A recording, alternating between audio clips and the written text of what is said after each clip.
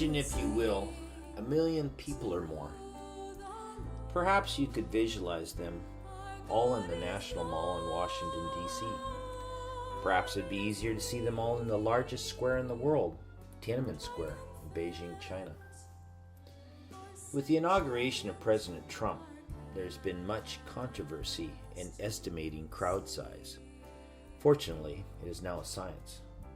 One just has to know density and area. If the crowd is moving, then all you need to know is how many pass through a certain area over time. Most experts use a number of 2.5 people per square meter. 1 square mile has 2.59 million square meters. So no one will argue that 3 square miles would be unable to hold less than 1 to 3 million people. The beach in Nuweiba, Egypt, very easily holds the size of 3 square miles. The opposing beach on the other side in Saudi Arabia is even bigger.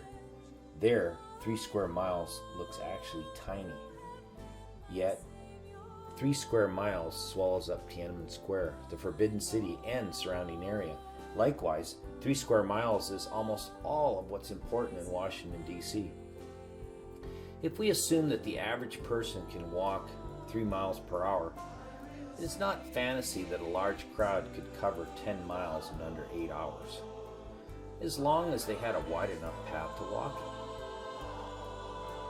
in. In my 5-second simulation, I have a wall of people walking 1 mile abreast. The path, of course, could be larger. The 1 mile is representative of density. Covering 10 miles would not be a problem for a fit crowd.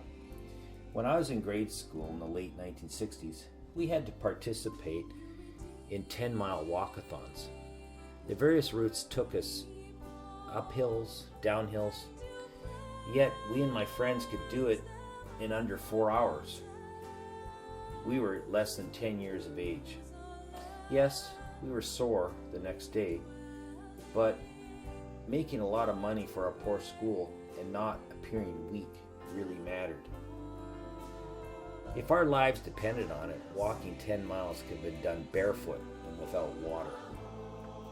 My pastor commented on this epic story.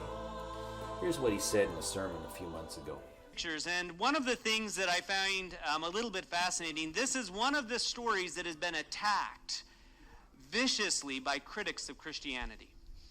It's one of those stories that they say, this is impossible, it never happened, that can't happen. They've made up all kinds of different stories. In fact, we've even got archaeological sites that are kind of a hoax to show how this could have happened. Like they have a crossing where the water's so narrow that they could basically wade through the water. Well, tell me how that killed the entire Egyptian army. That doesn't quite fit the whole story. Yeah, sure, their wheels might get stuck in the mud, but it doesn't quite explain the whole thing, especially dry land. So they had to get across the Red Sea in one night. Remember, this all happened in one night.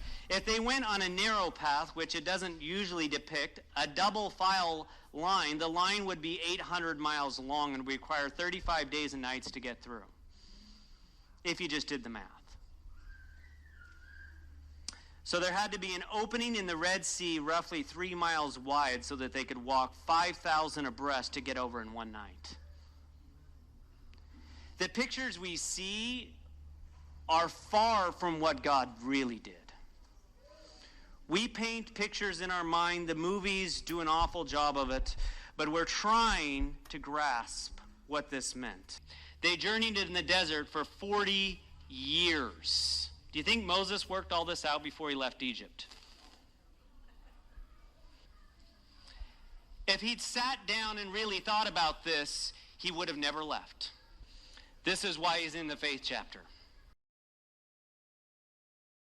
The Red Sea crossing, but we're on the Saudi Arabian side, which is the land of Midian.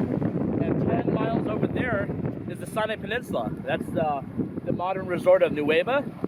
And that is where Ron Wyatt first found the chariot parks for the Red Sea crossing. You can see Wadi Watir, which is that V-shaped canyon through the haze over there, 10 miles over there. And that's where the Israelites came through the canyon. It was one way onto the beach. And then, of course, the Egyptian army came after them. And they were stuck over there. And here we are on the Saudi Arabian side, thanks to the tourist visas. Yes. Love those tourist visas. So there's plenty of room here. I mean, you could have much easily. bigger on this side than that side. It is. Yeah, so they can spread out, and we're gonna be driving into the land of Midian. So there's definitely a way off this beach. So what do you think, Luke? What? See, are you singing the song of Miriam or what?